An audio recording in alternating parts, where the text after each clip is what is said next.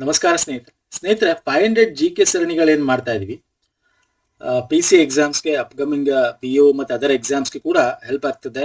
KEA pattern, KEB ಇಲ್ಲಿ ಬಂದಿರತಕ್ಕಂಥ ಕ್ವಶನ್ಸ್ಗಳನ್ನ discuss ಮಾಡ್ತಾ ಇದೀವಿ. ಅಪ್ಲೈಡ್ ಸೈನ್ಸ್ ಅನ್ವಯಿಕ ವಿಜ್ಞಾನ ತುಂಬಾ ಇಂಪಾರ್ಟೆಂಟ್ ಆಗುತ್ತೆ. ನಾವು ಮಾಡಿರತಕ್ಕಂಥ ಪ್ರೀವಿಯಸ್ ಎಲ್ಲಾ ವಿಡಿಯೋಗಳು ನಿಮಗೆ ನಮ್ಮ ಪ್ಲೇಲಿಸ್ಟ್ ಅಲ್ಲಿ ಸಿಗುತ್ತೆ. GK ಸರಣಿಗಳು ಅಂತ ಏನ್ ಮಾಡ್ತಾ ಇದೀವಿ, 500 GK ಸರಣಿಗಳು ಸ್ನೇಹಿತರೆ. 60+ ವಿಡಿಯೋಸ್ಗಳು ನಿಮ್ಗಲ್ಲಿವೆ. ಎಲ್ಲ ಲಿಂಕ್ಗಳನ್ನ ಕೊಡ್ತೀನಿ ಇದೇ ವಿಡಿಯೋದ ಕೆಳಗೆ ಡಿಸ್ಕ್ರಿಪ್ಷನ್ ಬಾಕ್ಸ್ ಅಲ್ಲಿ. ಓಕೆ, ಹಾಗೆ ನಮ್ಮ ಟೆಲಿಗ್ರಾಮ್ ಮತ್ತೆ ಇನ್ಸ್ಟಾಗ್ರಾಮ್ ಫಾಲೋ ಮಾಡಿದ್ರೆ ಮಾಡ್ಕೊಳ್ಳಿ ಸ್ನೇಹಿತರೆ. So welcome all, very good morning. Yes, start ಮಾಡೋಣ ಬನ್ನಿ. ಇಲ್ಲಿ ಕನ್ನಡ ಮತ್ತೆ ಇಂಗ್ಲಿಷ್ ಅಲ್ಲೂ ತಗೊಂಡಿದ್ದೀನಿ. ದೊಡ್ಡ ಕ್ವಶನ್ ಆಗಿರೋದ್ರಿಂದ ಸಪ್ರೇಟ್ ಸ್ಲೈಡ್ ತಗೊಂಡಿದ್ದೀನಿ ನೋಡಿ. ಇಂಗ್ಲಿಷ್ ಬೇಕು ಅಂದ್ರೆ ಇದನ್ನ ಇಲ್ಲೇ ಪಾಸ್ ಮಾಡಿ ಇಂಗ್ಲಿಷ್ ನೋಡಿ, ಕನ್ನಡ ಬೇಕು ಅಂದ್ರೆ ಕನ್ನಡ ನೋಡ್ಕೊಳ್ಳಿ. ಉಪ್ಪು ನೀರಿನಲ್ಲಿ ಮಾವಿನಕಾಯಿಗಳನ್ನು ನೆನೆಸಿದಾಗ ಮಾವಿನಕಾಯಿ ಸಂಕುಚಿತಗೊಳ್ಳುತ್ತದೆ. ಇದು ನಾರ್ಮಲ್ ಸರ್. ಏನಕ್ಕೆ ನಾವು ಯೂಶಲಿ ನಾರ್ಮಲ್ ಆಗಿ ನೀವು ತುಂಬಾ ಸೈನ್ಸ್ ಎಲ್ಲಿ ಬೇಕಲ್ಲಿ ಸೈನ್ಸ್ ಅಪ್ಲೈ ಮಾಡಿ, ಕಣ್ಣಿನ ನೋಡಿರೋದನ್ನ ಹಂಗೆ ತಿಳ್ಕೊಳ್ಳಿ. ಮನೆಯಲ್ಲ ಮಾತಾಡ್ತಿರ್ತೀವಿ, ನೀರು ಬಿಡುತ್ತೆ ಅದು ಇದಾಗುತ್ತೆ ಅಂತ ಹೇಳ್ತಾ ಇರ್ತೀವಿ ಅಲ್ವಾ ಸರ್. ಉಪ್ಪಿನಕಾಯಿ ಹಾಕಿದಾಗ ಇದು ಬಿಟ್ಟಾಕಿ ಮಾವಿನಕಾಯಿನ ಉಪ್ಪಿನ ನೀರನ್ನು ಬಿಡಿ, ಉಪ್ಪಿನಕಾಯಿ ಹಾಕಿದಾಗ್ಲೇ ಅದು ಶ್ರಿಂಕ್ ಆಗ್ತದೆ ಅಲ್ವಾ ಸರ್. ಅದೇ ರೀತಿ ಶುದ್ಧ ನೀರಿನಲ್ಲಿದ್ದಾಗ ಹೂಗಳು ಪುನರುಜ್ಜೀವನ. ಹೌದು, ಹೂ ತಂದ್ಬಿಟ್ಟು ಅದು ಫ್ರೆಶ್ ಆಗಿರ್ಲಿ ಅಂತ ಚೆನ್ನಾಗಿರೋ ವಾಟರ್ ಅಲ್ಲಿ ತೆಗೆದು ನಾವು ಅದ್ರ ಒಳಗೆ ಮೇಲೆ ಹಾಕ್ತಿವಿ, ಕರೆಕ್ಟ್ ಅಲ್ವಾ? ನೋಡಿ, ಯಾವ ಹೇಳಿಕೆ ಇಲ್ಲಿ ಸರಿಯಾದ ಕಾರಣ ಕೇಳಿದ್ದಾನೆ. ಹೇಳಿಕೆ ಯಾವ್ದು ಸರಿ ಅಂತ ಕೇಳಿಲ್ಲ, ಸರಿಯಾದ ಕಾರಣ ಹಿಂಗಾಗಕ್ಕೆ ಏನ್ ಕಾರಣ, ಅದಕ್ಕೆ ಸೈಂಟಿಫಿಕಲಿ ಏನ್ ಹೇಳ್ತೀವಿ ಅಂತ ಕೇಳಿದ್ದಾರೆ. ಓಕೆ, ನೆಕ್ಸ್ಟ್ ಆಪ್ಷನ್ ಓದ್ಬೋಣ ಬನ್ನಿ. ಲವಣಯುಕ್ತ ನೀರಿನಲ್ಲಿರಿಸಿದಾಗ ರಕ್ತ ಕಣಗಳು ಕುಸಿಯುತ್ತವೆ. ಓಕೆ, ಅಂದ್ರೆ ಸಲೈನ್ ವಾಟರ್ ಅಲ್ಲಿ ನಾವು ಬ್ಲಡ್ ಸೆಲ್ಸ್ ಗಳನ್ನ ಇಟ್ರೆ ಅವುಗಳು ಬ್ರೇಕ್ ಡೌನ್ ಆಗ್ತವೆ ಅಂತ. ಬಹಳಷ್ಟು ಉಪ್ಪು ಅಥವಾ ಉಪ್ಪು ಸಹಿತ ಆಹಾರವನ್ನು ಸೇವಿಸುವ ಜನರ ಅಂಗಾಂಶ ಕೋಶಗಳು ಮತ್ತು ಅಂತರ್ಕೋಶದಲ್ಲಿ ಸ್ಥಳಗಳಲ್ಲಿ ನೀರಿನ ಧಾರವನ್ನು ಅನುಭವಿಸುತ್ತಾರೆ. ಅಂದ್ರೆ ಏನರ್ಥ? ಈಗ ಜಾಸ್ತಿ ಉಪ್ಪು ತಿನ್ನೋರು ಏನಾಗುತ್ತೆ ಹೇಳಿ,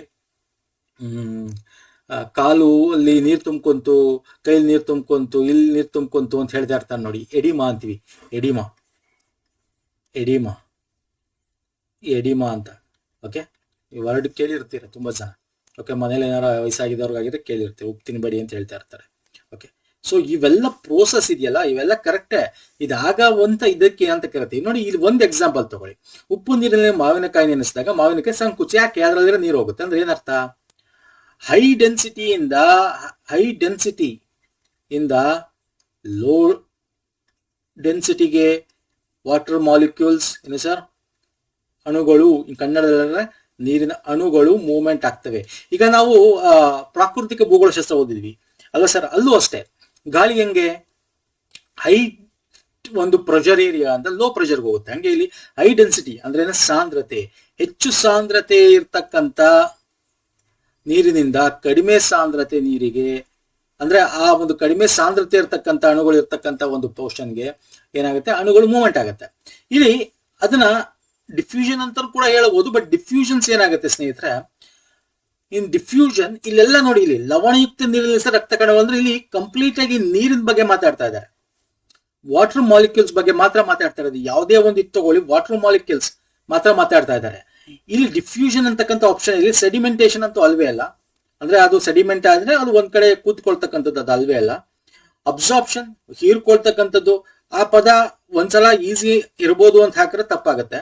ಓಕೆ, ಇದನ್ನ ನಾವೇನಂತ ಕರಿತೀವಿ? ಓಸ್ಮೋಸಿಸ್ ಅಂತ ಕರಿತೀವಿ. ಇಲ್ಲಿ ಡಿಫ್ಯೂಷನ್ ಇದೆಯಾಗ್ರೆ, ಡಿಫ್ಯೂಷನ್ ಇಸ್ ಆಲ್ಸೋ ಒಂದ್ ಕೈಂಡ್ ಕರೆಕ್ಟೇ. ಬಟ್ ಡಿಫ್ಯೂಷನ್ ಅಲ್ಲಿ ಆಗುತ್ತೆ ಅಣುಗಳು ಮಾತ್ರ ಅಲ್ಲ, ಅಲ್ಲಿ ನಿಮಗೆ ಎನರ್ಜಿ ಕೂಡ ಮೂವ್ಮೆಂಟ್ ಆಗುತ್ತೆ. Anything can move. Okay, from semi permeable transfer ಒಂದು ಇದರಿಂದ ಮೂವ್ಮೆಂಟ್ ಆಗ್ತಕ್ಕಂಥದ್ದು. ಬಟ್ ಇಲ್ಲಿ ಡಿಫ್ಯೂಷನ್ ಅಂತಕ್ಕಂಥದ್ದೇನಿದೆ ಎಲ್ಲ ಇಲ್ಲಿ ನಮ್ಗೆ ಕೇಳಿದ್ರೆ ನೀರನ್ನು ಮಾತ್ರ ಕೇಳ್ತಿರೋದು ಎಲ್ಲ ಆಪ್ಷನ್ಸ್ ಅಲ್ಲಿ. ಓಕೆ, ಹಂಗಾಗಿ ಓಸ್ಮೋಸಿಸ್ ಮಾತ್ರ, ಓಸ್ಮೋಸಿಸ್ ಅಂತ ಕರಿತೀವಿ. ಓಕೆ ಸರ್, ನೋಡಿ, ಓಸ್ಮೋಸಿಸ್ ಅಂದ್ರೆ ನೀರಿನ ಅಣುಗಳು ಹೆಚ್ಚಿನ ನೀರಿನ ಸಾಂದ್ರತೆ ಇರುವ ಪ್ರದೇಶಕ್ಕಿಂತ ಕಡಿಮೆ ನೀರಿನ ಸಾಂದ್ರತೆ ಪ್ರದೇಶಕ್ಕೆ ಕೇಂದ್ರೀಕೃತ ದ್ರಾವಣಕರೆ ಅರೆ ಪ್ರವೇಶ ಸಾಧ್ಯ ಪೊರೆಯ ಮೂಲಕ ಚಲಿಸುತ್ತದೆ. ಅರ್ಥ ಆಗ್ತಿದೆಯಲ್ಲ? ಸೊ ಇದು ವೆರಿ ಇಂಪಾರ್ಟೆಂಟ್ ಸ್ನೇಹಿತರೆ, ಓಸ್ಮೋಸಿಸ್ ಅಂತ ಕರಿತೀವಿ. ಅಂಡ್ ಇಲ್ಲಿ ಡಿಫ್ಯೂಷನ್ ಆಗಲ್ಲ. ಡಿಫ್ಯೂಷನ್ ಅಂದ್ರೆ ಎಲ್ಲಾ ರೀತಿಯಾದ ಒಂದು ಇವನ್ ಎನರ್ಜಿ ಕ್ಯಾನ್ ಟ್ರಾನ್ಸ್ಫರ್ ಅಲ್ವಾ ಸರ್. ಸೊ ಹಾಗಾಗಿ ದಟ್ ಈಸ್ ಡಿಫರೆಂಟ್. ಸೊ ಹಾಗಾಗಿ ಓಸ್ಮೋಸಿಸ್ ಮಾತ್ರ, option 3 is the right answer. ಎಷ್ಟು ಚೆನ್ನಾಗಿದೆ. ಓಸ್ಮೋಸಿಸ್ ಅಂದ್ರೆ ಏನು ಗೊತ್ತಿರಬೇಕು, ಡೆಫಿನಿಷನ್ಸ್ ಅಷ್ಟೇ ಇಲ್ಲಿ ಬೇಕಾಗಿರೋದು ನಿಮ್ಗೆ. ನೆಕ್ಸ್ಟ್ ನೋಡಿ, ಸಸ್ಯಗಳ ಬೆಳವಣಿಗೆ ಸಣ್ಣ ಪ್ರಮಾಣದಲ್ಲಿ ಬೇಕಾಗುವ ಸೂಕ್ಷ್ಮ ಪೋಷಕಾಂಶಗಳು. ಇವೆಲ್ಲ ನಾವು ಅಗ್ರಿಕಲ್ಚರ್ದು ಎಕ್ಸಾಮ್ ಎಒ ಕೂಡ ಇದೆ ನೋಡಿ, GK, ಅದಕ್ಕೆಲ್ಲ ಇಂಪಾರ್ಟೆಂಟ್ ಇದೆಲ್ಲ ನಾವು ಅಗ್ರಿಕಲ್ಚರ್ ಪೇಪರ್ 2 ಸಂಬಂಧಪಟ್ಟ ವಿಡಿಯೋಸ್ ಡೀಟೇಲ್ ಆಗಿ ಮಾಡಿದೀವಿ.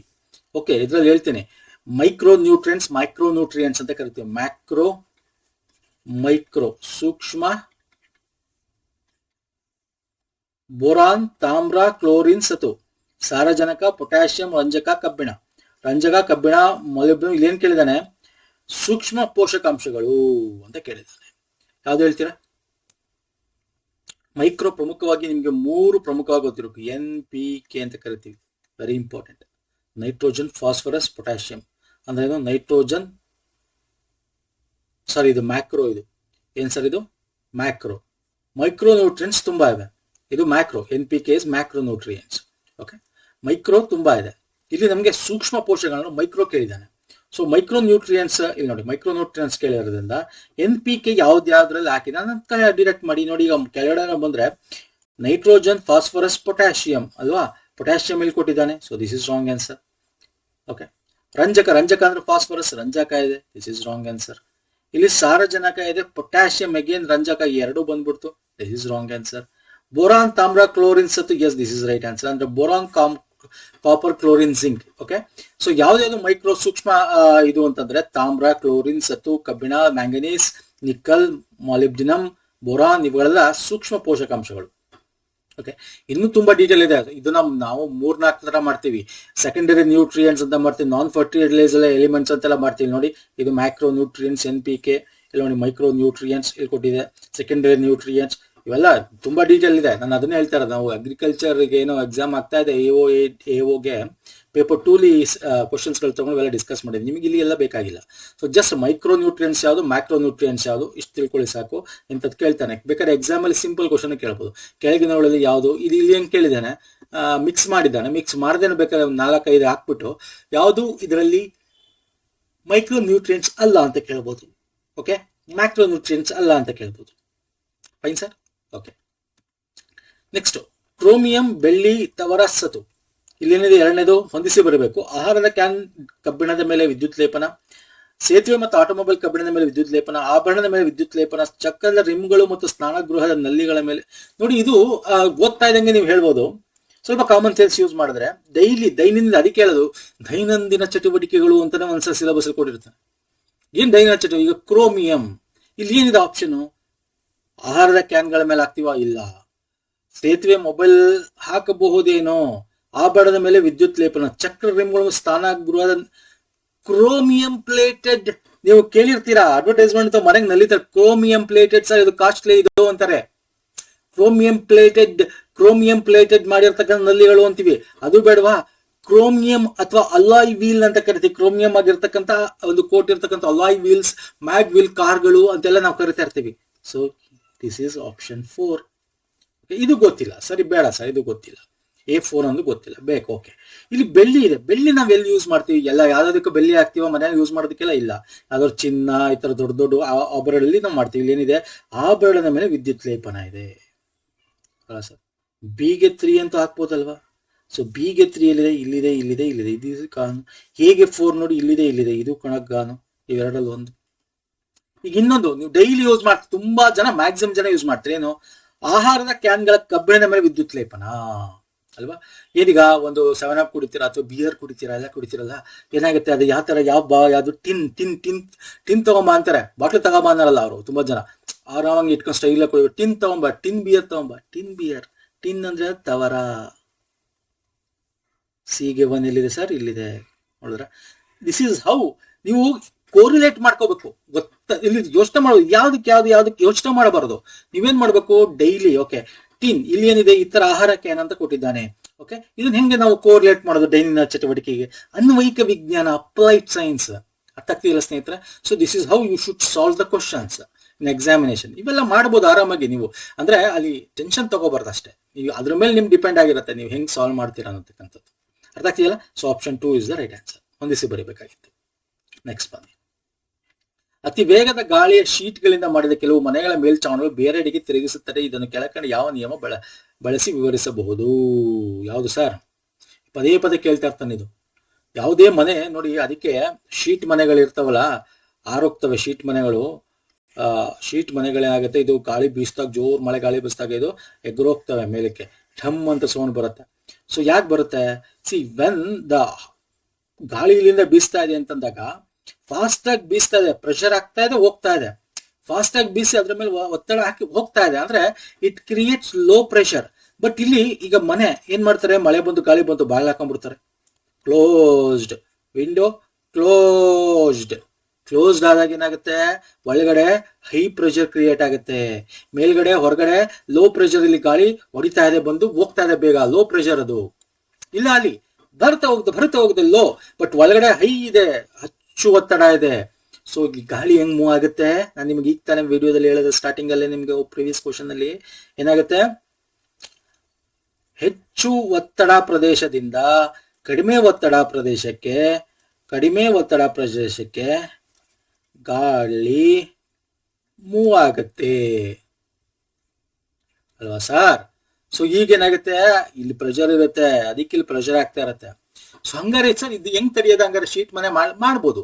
ಯಾವಾಗ ಈ ತರ ಬೀಸ್ಬೇಕಾರೆ ಏನ್ ಮಾಡ್ಬೇಕು, ಬಾಗ್ಲು ತೆಗಿಬೇಕು, ಇದನ್ನ ಓಪನ್ ಮಾಡ್ಬೇಕು. ಆಗ ಹೈ ಪ್ರೆಷರ್ ಇರಲ್ಲ, ಒಳಗಡೆ ಗಾಳಿ ಒಳಗಡೆನೂ ಬೀಸ್ ಮೇಲ್ಗಡೆನೂ ಬರ್ತಾ ಇರುತ್ತೆ, ಕಿಟಕಿಯಿಂದ ಹೋಗ್ತಾ ಇರತ್ತೆ. ಆಗ ಪ್ರೆಷರ್ ಮೇಂಟೈನ್ ಆಗುತ್ತೆ. ಓಕೆ, ಯಾವಾಗ್ಲೂ ಕೂಡ ಶೀಟ್ ಮನೆಗಳಿದ್ದಾಗ ನೀವು ಕಿಟಕಿಗಳನ್ನ ಬಾಗಿಲುಗಳನ್ನ ಓಪನ್ ಮಾಡಿ ಸ್ಟಾಪರ್ ಹಾಕ್ಬಿಟ್ಟು ಓಪನ್ ಮಾಡಿಬಿಟ್ಟು ಇಡಬೇಕಾಗತ್ತೆ, ಅಥವಾ ಕೊಂಡಿ ಸಿಗಿಸ್ಬಿಟ್ಟು ಓಪನ್ ಮಾಡಿ ಸ್ವಲ್ಪ ಇರಬೇಕಾಗತ್ತೆ. ಆಗ ಗಾಳಿ ಮೂವ್ಮೆಂಟ್ ಆಗ್ತಾ ಇರುತ್ತೆ, ಮೇಲೆ ಹೊರಗಡೆ ಒಳಗಡೆ ಸೇಮ್ ಪ್ರೆಷರ್ ಕ್ರಿಯೇಟ್. ಇದನ್ನೇನು ಹೇಳುತ್ತೆ, Bernoulli's principle. Okay, Tyndall effect ಅಲ್ಲ, ಟಿಂಡಲ್ ಲೈಟ್ ಒಂದು ಇದ್ರ ಬಗ್ಗೆ ಹೇಳ್ತಕ್ಕಂಥದ್ದು, ಸ್ಟೋಕ್ಸ್ ಅಲ್ಲ, ಪಾಸ್ಕಲ್ ಅಲ್ಲ, ಸಾರಿ. ಓಕೆ, ಹೇಳ್ತೀನಿ, ಇದು ಬರ್ನೌಲ್ಸ್ ಗೊತ್ತಾದಲ್ವಾ? ಸೊ ಇದ್ರ ಬಗ್ಗೆ ಹೆಚ್ಚು ನಾವು ಡಿಸ್ಕಸ್ ಮಾಡೋದ್ ಬೇಕಾಗಿಲ್ಲ. ಓಕೆ, ಇನ್ನು ಟಿಂಡಲ್ ಎಫೆಕ್ಟ್ ಅಂದ್ರೆ it is a phenomenon scattering of light beam by microscopic particles. ಅಂದ್ರೆ ಈಗ ಒಂದು ಟಾರ್ಚ್ ಬಿಟ್ರೆ ಈಗ ನೀರು ಸೊಲ್ಯೂಷನ್ ನಾಟ್ ವಿಸಿಬಲ್, ಅದೇ ಯಾವ್ದ್ರಲ್ಲಿ ಹಾಲು ಅಥವಾ ಯಾವ್ದಾದ್ರು ಸಸ್ಪೆನ್ಸ್ ಹಾಲು ಒಳಗೆ ಏನಾರು ಹಾಕಿರ್ತಕ್ಕಂಥದ್ದು, ಹಾರ್ಲಿಕ್ಸ್ ಏನೋ. ಸೊ ಈ ತರ ಕಣೆಗಳಿದ್ದಾಗ ಆ ಕಣೆಗಳಿಂದ ಲೈಟ್ ಮೂವ್ ಆಗ್ತಾ ಇರೋದು ಸ್ಕ್ಯಾಟರ್ ಆಗುತ್ತೆ, ಲೈಟ್ ಮೂವ್ ಆಗೋದು ವಿಸಿಬಲ್ ಆಗುತ್ತೆ. ದಟ್ ಈಸ್ ಈ ಒಂದು ಪ್ರಿನ್ಸಿಪಲ್ ನ ಎಕ್ಸ್ಪ್ಲೈನ್ ಮಾಡಿದೆ. Tyndall effect is optical phenomenon involving the scattering of the light beam by microscopic particle suspend in the colloid or the fine suspension. ಅದು Tyndall effect. Okay, ಇಲ್ಲ ನಾನು difference ಗಳು ಕೊಟ್ಟಿದ್ದೀನಿ. Pressure ಅಷ್ಟೇ. ಪಾಸ್ಕಲ್ ಬಗ್ಗೆ ಹೇಳ್ಬೇಕಾ? ಪಾಸ್ಕಲ್ ಏನಿಲ್ಲ, ಯಾವುದೇ ಒಂದು ಈಗ ಹೈಡ್ರಾಲಿಕ್ಸ್, ಈಗ ನೀವು ಹೈಡ್ರಾಲಿಕ್ ಇದೆಲ್ಲ ಎಕ್ಸಾಂಪಲ್ ಕೇಳ್ತಾನೆ, ಕಾರ್ನ ಹೈಡ್ರಾಲಿಕ್ ಇತ್ತು, ಸಣ್ಣ ಹೈಡ್ರಾಲಿಕ್ ಇರುತ್ತೆ, ಹಿಂಗ ಹೈಡ್ರಾಲಿಕ್ ಎಲ್ಲ ಸಣ್ಣ ಜಾಕ್ ಎಲ್ಲ ಬರ್ತವೆ, ಹಿಂಗ್ ಇದು ಮಾಡಿದ್ರೆ ದೊಡ್ಡ ದೊಡ್ಡ ಲಾರಿನೇ ಇರ್ತದೆ. ಹೆಂಗೆ ಇರ್ತದೆ ಬೇಕಾದ್ರೆ ಇಲ್ಲಿ ಒಂದು ಕ್ಲೋಸ್ಡ್ ಎನ್ವೈರನ್ಮೆಂಟ್ ಇದಾಕಿ ಒಂದೇ ಪ್ರೆಷರ್ ಎಲ್ಲಾ ಕಡೆ ಒಂದೇ ಪ್ರೆಷರ್ ಅಪ್ಲೈ ಮಾಡಿದ್ರೆ ಇಲ್ಲಿ ಏನಾಗುತ್ತೆ, ನೀವು ಒಬ್ಬ ಮನುಷ್ಯ ಅಲ್ಲ, ಇಲ್ಲಿ ಒಬ್ಬ ಆನೆ ತಂದಿಟ್ರು ಕೂಡ, ಎಲಿಫೆಂಟ್ ತಂದಿಟ್ರು ಕೂಡ ಅದನ್ನ ಮೇಲೆ ಕೆತ್ತುತ್ತೆ. Okay, that is fluid statistic, equal pressure transition in enclosed fluid ಅಂತ ಅಲ್ವಾ? ನಾವು ಅಲ್ಲಿ ಹೈಡ್ರಾಲಿಕ್ ಅಲ್ಲಿ ಏನಾಗಿರುತ್ತೆ, ನಾವು ಹಾಕಿರ್ತೀವಲ್ಲ ಏನೋ ಆಯಿಲ್, ಅದು ಎನ್ಕ್ಲೋಸ್ಡ್ ಪ್ರೆಷರ್ ಅಲ್ಲಿ ಈಕ್ವಲ್ ಆಗಿ ಎಲ್ಲಾ ಸೈಡು ಪ್ರೆಷರ್ ನ ಅಪ್ಲೈ ಮಾಡ್ತಿರ್ತಾರೆ. ಓಕೆ, ಫ್ಲೂಯಿಡ್ ಸ್ಟ್ಯಾಟಿಸ್ಟಿಕ್ಸ್ ಅಂತ ಹೇಳ್ತೀವಿ. ಸೊ ತುಂಬಾ ಇವೆ ಈ ತರ ಸೈನ್ಸ್ಗಳು, ಅಷ್ಟೊಂದು ಬೇಕಾಗಿಲ್ಲ ಯಾವ್ದಕ್ಕೆ, PC-ಗಾಗಿರ್ಬೋದು, ಇದಕ್ಕಾಗಿರ್ಬೋದು. ಸೊ ಇವೆಲ್ಲ ವೆರಿ ಇಂಪಾರ್ಟೆಂಟ್ ಸ್ನೇಹಿತರೆ, ತಿಳ್ಕೊಳ್ಳಿ ಒಂದ್ಸಲ. ಜಸ್ಟ್ ನೀವು ಪ್ರಿನ್ಸಿಪಲ್ ಓದ್ಕೊಳ್ಳಿ, ಅಪ್ಲಿಕೇಶನ್ ಎಲ್ಲೆಲ್ಲಿ ಯೂಸ್ ಮಾಡ್ತೀವಿ ಅನ್ನೋದು ಓದ್ಕೊಳ್ಳಿ, ದಟ್ಸ್ ಮೋರ್ ದನ್ ಎನಫ್. ನಾನು ಹೇಳಿದ್ದೀನಿ ಎಲ್ಲದೂ ಕೂಡ, ಎಕ್ಸಾಂಪಲ್ ಕೊಟ್ಟಿದ್ದೀನಿ. So that is more than enough. Okay, shall we move to next question? Yes, ಇಲ್ಲಿ ನೋಡಿ, ಈ ಕ್ವಶನ್ ಈ ತರದ್ದು ಕರೆಂಟ್ ಅಫೇರ್ ಇದ್ದಾಗ ಕೇಳ್ತಾನೆ ನಿಮಗೆ. ಈಗ ಮೊನ್ನೆ ಲಾಸ್ಟ್ ವೀಕ್ ಕರೆಂಟ್ ಅಫೇರ್ ಕೂಡ ಇದ್ರ ಬಗ್ಗೆ ಡಿಸ್ಕಸ್ ಮಾಡಿದ್ದೀನಿ ನಾನು ನಿಮಗೆ. ಓಕೆ, ಏನದು ಕರೆಂಟ್ ಅಫೇರ್ ಹೇಳ್ತೀರಾ? ನೋಡಿದ್ರೆ ಹೇಳ್ತೀರಾ ನೀವು. ಸೊಳ್ಳೆಯ ಪ್ರಭೇದ, ಅವುಗಳ ಹರಡುವ ರೋಗ ಯಾಕಿತ್ತು? ಒಂದು ಮಲೇರಿಯಾಗೆ ವ್ಯಾಕ್ಸಿನ್ ಒಂದ್ ಕಡೆ, ಇನ್ನೊಂದ್ ಕಡೆ ವಲ್ಬೋಚಿಯಾ ಮೆಥಡ್ ಅಂತಕ್ಕಂಥದ್ದು. ಕೇಳಿದ್ರೆ ವಲ್ಬೋಚಿಯಾ ಮೆಥಡ್ ಅಂದ್ರೆ ಕೇಳ್ಬೋದು ಎಕ್ಸಾಮ್ ಅಲ್ಲಿ. ವೆರಿ ಇಂಪಾರ್ಟೆಂಟ್ ಅದು ವಲ್ಬೋಚಿಯಾ ಇಸ್ ವೆರಿ ಇಂಪಾರ್ಟೆಂಟ್ ಸ್ನೇಹಿತರೆ. ಓಕೆ, ಸೊ ಅನಾಫಿಲಿಸ್ ಇಲ್ಲಿ ಯಾವ್ದ್ರಿಂದ ಹರಡುತ್ತೆ? ಅನಾಫಿಲಿಸ್, ಮಲೇರಿಯಾ, ಇದರಿಂದ ಹರಡ್ತಕ್ಕಂಥದ್ದು ಯಾವುದು? ಮಲೇರಿಯಾ ಟ್ರಾನ್ಸ್ಫರ್ ಮಾಡುತ್ತೆ ಒಬ್ಬಂದ್ರೆ ಒಂದ್ ಕಡೆಗೆ. ಏಡಿಸ್ ಯಾವುದು ಸಹ? ಡೆಂಗ್ಯೂ. ಓಕೆ, ಕ್ಯೂಲೆಕ್ಸ್ ಎನ್ಸೆಫಲೈಟಿಸ್ ಅಥವಾ ಎಲಿಫೆಂಟೈಸಿಸ್ ಅಂತ ಕರಿತೀವಿ. ಓಕೆ, ಕ್ಲೂಲೆಕ್ಸ್ ಆನೆಕಾಲು ರೋಗ. ಟೆಸ್ಟಿಸ್ ನೋಣ, ಆಫ್ರಿಕಾದ ನಿದ್ರಾ ರೋಗ. So option 3. ಸರ್ ಏನಿತ್ತು ನಾನು ನಿಮ್ಗೆ ಹೇಳ್ತಾ ಇದ್ದೆ ಇದ್ರ ಬಗ್ಗೆ, ವಲ್ಬೋಚಿಯಾ ವಿಧಾನ ಅಂತಕ್ಕಂಥದ್ದು. ವಲ್ಬೋಚಿಯಾ ಕೀಟ, ಇದೊಂದು ಆರ್ಗಾನಿಸಮ್ಸ್. ಓಕೆ, ಲಾಸ್ಟ್ ವೀಕ್ ಮಾಡಿದೀನಿ ನೋಡಿ, ಅದರಲ್ಲಿ ನಾನು ಇದನ್ನ ತಗೊಂಡು ಎಕ್ಸ್ಪ್ಲೇನ್ ಮಾಡ್ಬೇಕಾದ್ರೆ ಈ ಸ್ಲೈಡು ಕೂಡ ಕೊಟ್ಟಿದ್ದೀನಿ. ಇವೆಲ್ಲ ವೀಕ್ಲಿ ಕರೆಂಟ್ ಅಫೇರ್ ಮಾಡಿರೋ ಸ್ಲೈಡ್ ನ ತಗೊಂಡ್ಬಂದಿದ್ದೀನಿ, ಅಲ್ಲೂ ಕೊಟ್ಟಿದ್ದೀನಿ ನಿಮಗೆ. ಆ ಒಂದು ಮಾಡ್ಬೇಕಾದ್ರೆ ಯಾವ ಸೊಳ್ಳೆಗಳಿಂದ ಯಾವ ರೋಗ ಬರುತ್ತೆ ಅಂತ ನೋಡಿ, ಈ ಸ್ಲೈಡು ಕೂಡ ಕೊಟ್ಟಿದ್ದೀನಿ ನಾನು ನಿಮಗೆ. ಸೊ ಸೊ ಈ ತರ ಕ್ವಶನ್ಸ್ಗಳು ನೀವು ಅದಕ್ಕೆ ಹೇಳೋದು ಕರೆಂಟ್ ಅಫೇರ್ಸ್ ಅಲ್ಲಿ ನಾವು ವೀಕ್ಲಿ ತುಂಬಾ ಡೀಟೇಲ್ ಡಿಸ್ಕಸ್ ಮಾಡ್ತೀವಿ. ಜೊತೆಗೆ ಸ್ಟ್ಯಾಟಿಕ್ ಪೋರ್ಷನ್ಸ್ ಅದರಲ್ಲಿ ಕರೆಂಟ್ ಅಫೇರ್ಸ್ ಜೊತೆ ತಗೊಂಡ್ಬರ್ತೀವಿ. Okay, weekly is also very important. Monthly current affairs anyways ನಾನು ನಿಮಗೆ ಅದನ್ನ ಸಿಗುತ್ತೆ, ಬಟ್ ವೀಕ್ಲಿ ಕರೆಂಟ್ ಅಫೇರ್ಸ್ ಕೂಡ ನೋಡಿ ನಿಮ್ಮ ಪ್ಲೇಸ್ ಇರುತ್ತೆ. ಇದೇನು ಒಲಬೋಚಿ ಅದನ್ನ ಹೇಳ್ಬಿಡ್ತೀನಿ, ಯಾಕಂದ್ರೆ ಕೇಳ್ಬೋದು ಅಪ್ಕಮಿಂಗ್ ಎಕ್ಸಾಮ್. ಬ್ಯಾಕ್ಟೀರಿಯಾನ ಇಂಜೆಕ್ಟ್ ಮಾಡ್ತಾರೆ ಸ್ನೇಹಿತರೆ. ಒಂದು ಬ್ಯಾಕ್ಟೀರಿಯಾ ಇರುತ್ತೆ, ಈಗ ಅನಾಫಿಲಿಸ್ ತಗೊಳ್ಳಿ, ಏಡಿಸ್ ತಗೊಳ್ಳಿ, ಅದರಲ್ಲಿ ಒಲಬೋಚಿಯಾ ಇಲ್ಲ. ಮ್ಯಾಕ್ಸಿಮಮ್ ಕೀಟಗಳಲ್ಲಿ 60% ಕೀಟಗಳಲ್ಲಿದೆ, ಈ ಸೊಳ್ಳೆಗಳಲ್ಲಿಲ್ಲ. ಈ ಒಲಬೋಚಿಯಾ ಇದ್ರೆ ಏನಾಗುತ್ತೆ ಅಂದ್ರೆ ಈ ಒಂದು ವೈರಾಣುಗಳನ್ನ ಟ್ರಾನ್ಸ್ಫರ್ ಮಾಡೋದಿದೆಯಲ್ಲ, ಈಗ ಯಾರ ಹತ್ರ ರೋಗ ಇದ್ರೆ ಕಚ್ಚಿದಾಗ ಅಲ್ಲಿಂದ ಬರುತ್ತೆ, ಅಲ್ಲಿಂದ ನೆಕ್ಸ್ಟ್ ಇನ್ನೊಬ್ರು ಕಚ್ಚಿದಾಗ ಹೋಗುತ್ತಲ್ಲ, ಆ ಒಂದು ಟ್ರಾನ್ಸ್ಮಿಷನ್ ಈ ಒಲ್ಬೋಚಿಯಾ ಬ್ಯಾಕ್ಟೀರಿಯಾ ತಡೆಯುತ್ತೆ, ಆಗದೆ ಇರಂಗೆ ಸೊಳ್ಳೆಗಳ ಒಳಗೆ ತಡೆಯುತ್ತೆ. ಈ ಹೆಂಗ್ ಕೊಡ್ತಾರೆ, ಒಲ್ಬೋಚಿಯಾ ಇರ್ತಕ್ಕಂಥ ಒಂದಿಷ್ಟು ಕೀಟಗಳನ್ನ ಏನ್ ಮಾಡ್ತಾರೆ, ಸೊಳ್ಳೆಗಳನ್ನ ಅವರು ಬಯೋಲಾಜಿಕಲಿ ಮಾಡಿ ಅದನ್ನ ಕಾಡುಗಳಲ್ಲಿ ಬಿಡ್ತಕ್ಕಂಥದ್ದು. ಓಕೆ, ಎಲ್ಲಿ ಕಾಡುಗಳಲ್ಲಿ ಜಾಸ್ತಿ, ಎಲ್ಲಿ ಒದ್ದೆ ಇರುತ್ತೆ ಅಲ್ಲಿ. ಸೊ ಅಲ್ಲಿ ಬಿಟ್ಟಾಗ ಏನಾಗುತ್ತೆ, ಅದು ಈ ಒಂದು ಸೊಳ್ಳೆಗಳ ಜೊತೆ ಏನಾಗುತ್ತೆ, ಇಂಟರ್ಕೋರ್ಸ್ ಮಾಡುತ್ತೆ. ಆಗ ಅದರಲ್ಲಿರ್ತಕ್ಕಂಥ ಒಲಬೋಚಿಯಾ ಬ್ಯಾಕ್ಟೀರಿಯಾ ಇದಕ್ಕೂ ಬರುತ್ತೆ. ಇದಕ್ಕೆ ಬಂದಾಗ ಈ ಸೊಳ್ಳೆಗಳಿಗೆ ಏನಾಗುತ್ತೆ, ವೈರಸ್ ಹರಡುವಿಕೆಯ ಶಕ್ತಿ ಏನಿದೆಯಲ್ಲ, ಈ ಒಲಬೋಚಿಯಾ ಬ್ಯಾಕ್ಟೀರಿಯಾ ಅದ್ರ ಒಳಗಡೆ ವೈರಾಣುಗಳನ್ನ ಟ್ರಾನ್ಸ್ಮಿಷನ್ ಮಾಡೋದನ್ನ ತಡೆಯುತ್ತೆ. ಅವಾಗ ಏನಾಗುತ್ತೆ, ಆಟೋಮೆಟಿಕ್ ಆಗಿ ಈ ಸಂತಾನ ಇದಾದಾಗ ಈ ಸೊಳ್ಳೆಗಳಿಂದ ಈ ಮಲೇರಿಯಾ ಹರಡೋದು, ಯಾರಿಗಾರು ಆಗಿದ್ರೆ ಅವರಲ್ಲೇ ಇರುತ್ತೆ ಹರಡೋದು. ಓಕೆ, ಅಥವಾ ನಿಮ್ಗೆ ಡೆಂಗ್ಯೂ ಹರಡೋದು, ಯೆಲ್ಲೋ ಫೀವರ್, ಝೀಕಾ, ಸೊ ಇವೆಲ್ಲ ಇದೆಯಲ್ಲ, ಸೊ ಇವೆಲ್ಲ ಕಮ್ಮಿ ಆಗ್ತವೆ. ಓಕೆ ಸರ್, ಸೊ ಇವೆಲ್ಲ ನೋಡಿ ಕರೆಂಟ್ ಅಫೇರ್ಸ್ ಇದೆಲ್ಲ ನೋಡ್ಕೊಳ್ಳಿದೆಲ್ಲ ವೆರಿ ಇಂಪಾರ್ಟೆಂಟ್ ಸ್ನೇಹಿತರೆ. ನೆಕ್ಸ್ಟ್ ಬಂದ್ಬಿಡ್ತೀನಿ. ದೀರ್ಘಾವಧಿಯವರೆಗೆ ತೈಲದ ತಾಜಾತನವನ್ನು ಉಳಿಸಿಕೊಳ್ಳಲು ಈ ಕೆಳಗಿನ ಅನಿಲಗಳನ್ನು ಬಳಸಬಹುದು. ಸಿಂಪಲ್ ಸರ್, ಯಾವುದು ಸರ್? ತೈಲ ಆಗಲಿ ಮತ್ತೊಂದಾಗಲಿ ಏರ್ ಟೈಟ್ ಅಲ್ಲಿ ಇಡ್ತೀವಿ. ಯಾಕೆ, ಏನಕ್ಕೆ ಇಡ್ತೀವಿ? ಹೀಲಿಯಂ ಮತ್ತು ನೈಟ್ರೋಜನ್ ಯೂಸ್ ಮಾಡ್ತೀವ, ಅದಕ್ಕೆ ಕಾರ್ಬನ್ ಡೈಆಕ್ಸೈಡ್, ಆಕ್ಸಿಜನ್ ಯೂಸ್ ಮಾಡ್ತೀವ. ಸಿಂಪಲ್ ಕಾಮನ್ ಸೆನ್ಸ್ ಯೂಸ್ ಮಾಡಿ ನೋಡಿ. ಎಲ್ಲೆಲ್ಲಿ ನಿಮಗೆ ಮೇನ್ ಇಂಪಾರ್ಟೆಂಟ್, ಆಕ್ಸಿಜನ್ ಹೋಗ್ಬಾರ್ದು, ಆಕ್ಸಿಡೈಸ್ ಆಗುತ್ತೆ ಅಂತೀವಿ ನಾವು. ಆಕ್ಸಿಡೈಸ್ ಆಗುತ್ತೆ. ಉಪ್ಪಿನಕಾಯಿ ತೆರೆದಿಟ್ರೆ ಅದ್ರ ಮೇಲೆ ಒಂಥರ ವೈಟ್ ಕಲರ್ ಎಲ್ಲ ಬಂದ್ಬಿಡುತ್ತೆ ಗಾಳಿ ಅಲ್ವಾ. ಆಕ್ಸಿಡೈಸ್, ಈಗ ನಿಮ್ಗೆ ರಸ್ತೆ ಹಿಡಿಯೋದು ಆಕ್ಸಿಡೈಸ್, ಐರನ್ ಆಕ್ಸೈಡ್ಸ್ ಆಗತ್ತೆ ಅಂತೀವಿ. ಆಕ್ಸಿಜನ್ ಎಲ್ಲಿದೆ ಅದೆಲ್ಲ ತಪ್ಪು. ಮೇನ್ ಆಕ್ಸಿಜನ್ ಹೋಗ್ಲೇಬಾರ್ದು. ಮತ್ತೆ ಇನ್ನೊಂದು ಯಾವುದು, ಕಾರ್ಬನ್ ಡೈಆಕ್ಸೈಡ್ ಕೂಡ ಹೋಗ್ಬಾರ್ದು.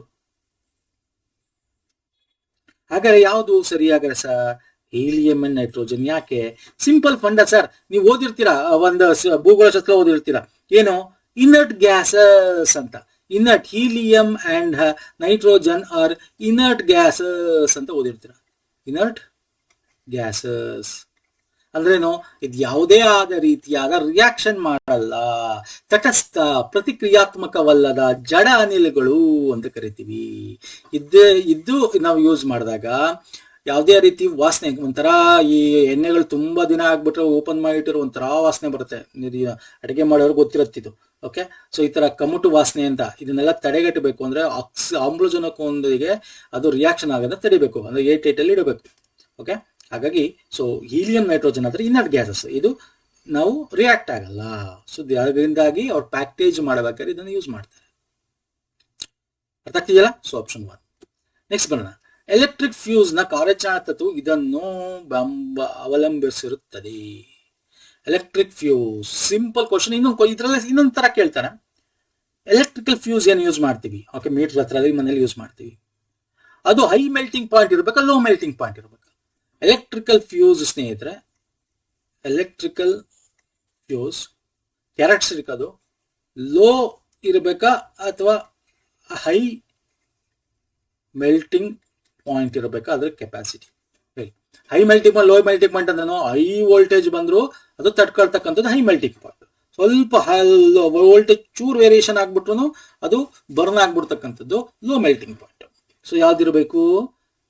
ಲೋ ಮೆಲ್ಟಿಂಗ್ ಪಾಯಿಂಟ್ ಇರಬೇಕು, ನಾಟ್ ಹೈ ಒನ್. ಇವೆಲ್ಲ ಗೊತ್ತಿರಬೇಕು. ಯಾಕೆ? ಫ್ಯೂಸ್ ನಿಮ್ಗೆ ಗೊತ್ತಿರುತ್ತೆ, ಹಿಂಗಿರುತ್ತಲ್ವಾ ಸರ್? ಫ್ಯೂಸು ಹಿಂಗಿರುತ್ತಲ್ವಾ, ಇಲ್ಲೊಂದು ಮಧ್ಯ ವೈರ್ನ ಕನೆಕ್ಟ್ ಮಾಡಿರ್ತಾರೆ, ನೇಕೆಡ್ ವೈರ್ನ, ಹಿಂಗೆ ತಿನ್ ವೈರ್ನ ಅಲ್ವಾ ಸರ್? ಇದು ಮೀಟರ್ಗಿಂತ ಮುಂಚೆ ಇಲ್ಲಿ ಹಾಕಿರ್ತಾರೆ ಅಲ್ವಾ, ಮನೆಗೆ ಬರೋಕ್ಕಿಂತ ಮುಂಚೆ. ಯಾವಾಗ ಇಲ್ಲಿ ನಮ್ಮ ಹೊರಗಿಂದ ಬರ್ತಕ್ಕಂಥದ್ದು ಸಡನ್ ಏನಾದ್ರು ಹೈ ವೋಲ್ಟೇಜ್ ಬಂದ್ಬಿಟ್ರೆ ಇದು ಬರ್ನ್ ಆಗ್ಬಿಡುತ್ತೆ. ಬರ್ನ್ ಆದಾಗ ನಮ್ಮ ಅಪ್ಲಯನ್ಸಸ್ಗಳು, ನಮ್ಮ ಒಳಗಿನ ಮನೆಯ ಒಂದು ಅಪ್ಲಯನ್ಸಸ್ಗಳಾಗಿರ್ಬೋದು, ಅಥವಾ ಯಾವುದೇ ಒಂದು ಸ್ವಿಚ್ ಬೋರ್ಡ್ಸ್ಗಳಾಗಿರ್ಬೋದು, ಅಥವಾ ಎಲೆಕ್ಟ್ರಾನಿಕ್ಸ್ ಐಟಮ್ಸ್ಗಳಾಗಿರ್ಬೋದು, ಎಫೆಕ್ಟ್ ಆಗಲ್ಲ. ಓಕೆ, ಲೋ ಮೆಲ್ಟಿಂಗ್ ಪಾಯಿಂಟ್ ಇರಬೇಕು. ಸೊ ಇದನ್ನ ಬಗ್ಗೆ ನೋಡೋದಾದ್ರೆ ಯಾವ ತತ್ವ? ಎಲೆಕ್ಟ್ರಿಕ್ ಫ್ಯೂಸ್ ಯಾವ್ದ್ರ ಮೇಲೆ ಡಿಪೆಂಡ್ ಇದೆ? ಈಗ ನಾನು ಹೇಳಿದ್ನಲ್ಲ, ಹೀಟ್ ಆಗುತ್ತೆ, ಬೆಲ್ಟ್ ಆಗುತ್ತೆ. ಇದು ಯಾವ ತತ್ವ? ವಿದ್ಯುತ್ ಪ್ರವಾಹದ ಕಾಂತೀಯ ಪರಿಣಾಮನ ಇದು ನೋಡಿ. ಇಲ್ಲಿ ಬಂದ ತಕ್ಷಣ ಮ್ಯಾಗ್ನೆಟಿಕ್ ಎಫೆಕ್ಟ್ ಆಗುತ್ತಾ? ಅಲ್ಲಿ ಮ್ಯಾಗ್ನೆಟಿಕ್ ಎಫೆಕ್ಟ್ ಆಗಲ್ಲ. ಮ್ಯಾಗ್ನೆಟಿಕ್ ಎಫೆಕ್ಟ್ ಆಗುತ್ತೆ. ಮ್ಯಾಗ್ನೆಟಿಕ್ ಎಫೆಕ್ಟ್ ಏನು? ಮ್ಯಾಗ್ನೆಟಿಸಮ್ ಕ್ರಿಯೇಟ್ ಆಗ್ತಕ್ಕಂಥದ್ದು. So this is wrong. ವಿದ್ಯುತ್ ಜೌಲ್ನ ತಾಪೀಯ ಪರಿಣಾಮ ನೋಡಿ, ಹೀಟ್, ಜೌಲ್ಸ್ ಹೀಟಿಂಗ್ ಪರಿಣಾಮ, Joule's heating effect of current is the right answer. ಇಲ್ಲೇನಿದೆ ಕೆಮಿಕಲ್ ಎಫೆಕ್ಟ್, ಕೆಮಿಕಲ್ ಇದಕ್ಕೂ ಇದು ಕೆಮಿಕಲ್ ನಡೀತಾ ಇದ್ದ ಇಲ್ಲ. Mechanical effect of electric current ಅಲ್ಲ. So option 2 is the right answer. Simple, heat ಆಗುತ್ತೆ, ಜೌಲ್ಸ್ ಹೀಟಿಂಗ್ ಎಫೆಕ್ಟ್ ಅಂತ ಕರಿತೀವಿ. H=I², 2I²RT ಅಂತ ಕರಿತೀವಿ. H=I²RT ಅಂತ ಕರಿತೀವಿ ಸೂತ್ರದಲ್ಲಿ ಹೇಳೋದಾದ್ರೆ. ಓಕೆ, ಸೊ ಇನ್ನು ಬೇರೆ ಇದ್ರ ಬಗ್ಗೆ ಎಲ್ಲ ನೋಡೋದ ಅನ್ಸಿ, ಮ್ಯಾಗ್ನೆಟಿಕ್ ಎಫೆಕ್ಟ್ ಅಲ್ಲಿ ನಾವು ನೋಡಿದ್ರೆ 3 magnetic, joules heating, chemical heating ಅಂತ ಬರುತ್ತೆ. ತುಂಬಾ ಡೀಟೇಲ್ ಅಗೇನ್ ಬೇಕಾಗಿಲ್ಲ ಸ್ನೇಹಿತರೆ. ನೆಕ್ಸ್ಟ್, ಒಂದು ಚಪ್ಪಟೆ ತಳದ ಪ್ಲಾಸ್ ನಲ್ಲಿ ನೀರನ್ನು ಕಾಯಿಸುವ ಪ್ರಕ್ರಿಯೆಯನ್ನು ಗಮನಿಸಬೇಕಂತೆ. ಓಕೆ, ಗಮನಿಸೋಣ, ಒಂದ್ ಸೆಕೆಂಡ್ ಗಮನಿಸೋಣ. ಈ ಕೆಳಕಂಡಗಳನ್ನು ಓದಿರಿ. ಓಕೆ,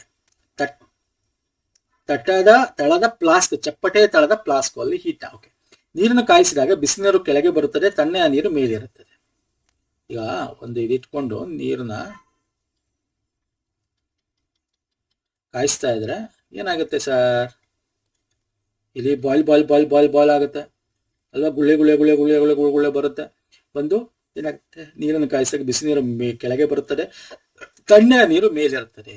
ಬಿಸಿನೀರು ಕೆಳಗೆ ಬರುತ್ತಾ? ಇಲ್ಲ, ಬಿಸಿನೀರು ಮೇಲೋಗೋದು, ತಣ್ಣನೆಯ ನೀರು ಹಿಂಗೆ ಈ ಕಡೆಯಿಂದ ಬರುತ್ತೆ ಅಲ್ವಾ ಸರ್? ಹಿಂಗೆ ತಾನೆ, ಬಿಸಿನೀರು ಮಧ್ಯದಿಂದ ಮೇಲೋಗಿ ತಣ್ಣ ನೀರು ಈ ಕಡೆಯಿಂದ ಕೆಳಗೆ ಬರುತ್ತೆ. ನೀರನ್ನು ಕಾಯಿಸಿದಾಗ ಬಿಸಿನೀರು ಮೇಲಿರುತ್ತೆ, ತಣ್ಣ ನೀರು ಕೆಳಗೆ ಬರುತ್ತೆ. Yes, this is correct answer. ನೀರನ್ನು ಕಾಯಿಸಿದಾಗ ತಣ್ಣ ನೀರು ಫ್ಲಾಕ್ಸ್ ನ ಅಕ್ಕಪಕ್ಕದ ಬದಿಯಿಂದ ಉಷ್ಣದ ಆಕಾರದ ಕಡೆ. ಎಸ್, ಯಾಕಂದ್ರೆ ಇಲ್ಲಿ ಸೆಂಟ್ರಲ್ ನಮಗೆ ಹೀಟ್ ಹಾಕ್ತಾ ಇರತ್ತೆ, ಇಲ್ಲಿ ಗುಳೆ ಗುಳೆ ಗುಳೆ ಬಂದು ಮೇಲೆ ಇರ್ತಾ ಇರತ್ತೆ. ಸೊ ಇಲ್ಲಿ ಮೇಲೆ ಇರ್ತಕ್ಕಂಥ ತಣ್ಣ ನೀರು ಸೈಡ್ ಇಂದ ನಿಮಗೆ, ಯಾಕಂದ್ರೆ ಸೈಡ್ ಸ್ವಲ್ಪ ತಣ್ಣ ಇರತ್ತಲ್ಲ, ಸೊ ಈ ಕಡೆಯಿಂದ ಕೆಳಗೆ ಬರುತ್ತೆ. Yes, this is correct answer ಅಲ್ವಾ? ನೆಕ್ಸ್ಟ್, ನೀರನ್ನು ಕಾಯಿಸಿದಾಗ ಬಿಸಿ ನೀರು ಪ್ಲಾಸ್ನ ಅಕ್ಕಪಕ್ಕದ ಬದಿಯಿಂದ ಉಷ್ಣದ ಆಕಾರದ ಕಡೆಗೆ ಪ್ರವಹಿಸುತ್ತದೆ. ನೀರನ್ನು ಕಾಯಿಸಿದಾಗ ಬಿಸಿಯಾದ ನೀರು ಪ್ಲಾಸ್ನ ಅಕ್ಕಪಕ್ಕದ ಬದಿಯಿಂದ, ಇಲ್ಲ ಸೆಂಟ್ರಿಂದ ಹೋಗ್ತಕ್ಕಂಥದ್ದು sir. B N C correct ಅಲ್ವಾ? 1-3 is the right answer. B N C ಹೇಳಿಕೆ ಕರೆಕ್ಟ್. ಯಾಕಂದ್ರೆ ಇಲ್ಲಿ ಅಕ್ಕಪಕ್ಕದಿಂದ ತಣ್ಣೀರು ಬರುತ್ತೆ, ಬಿಸಿನೀರಲ್ಲ. ಸೊ ಹಂಗಾಗಿ this is wrong. So only B N C is the right answer. ಇಲ್ಲಿ ಇಂಗ್ಲಿಷಲ್ಲೂ ಇದೆ, ನೋಡ್ಕೊಳ್ಳಿ, ಕನ್ನಡ ಓದ್ಕೊಳ್ಳಿ ಸ್ನೇಹಿತರೆ. ಸಿಂಪಲ್ ಕ್ವಶನ್ಸ್, PC ಲೆವೆಲ್ಗೆ ನಿಮಗೆ 7 ಮಾರ್ಕ್ಸ್ ಇರ್ತಕ್ಕಂಥ ಕ್ವಶನ್ಸ್ ಈ ವರ್ಷ ಬಂದಿರತಕ್ಕಂಥದ್ದು KL. ನೆಕ್ಸ್ಟ್, ಎಲೆಕ್ಟ್ರೋಕಾರ್ಡಿಯೋಗ್ರಾಮ್, ECGಯ ಕಾರ್ಡಿಯಾಕ್ ಚಕ್ರದಲ್ಲಿನ ಹೃದಯದ ವಿದ್ಯುತ್ ಚಟುವಟಿಕೆ ಚಿತ್ರಾತ್ಮಕ ನಿರೂಪಣೆ ಆಗಿದೆ. ಹೇಳಿಕೆ 1, ಹೇಳಿಕೆ 2.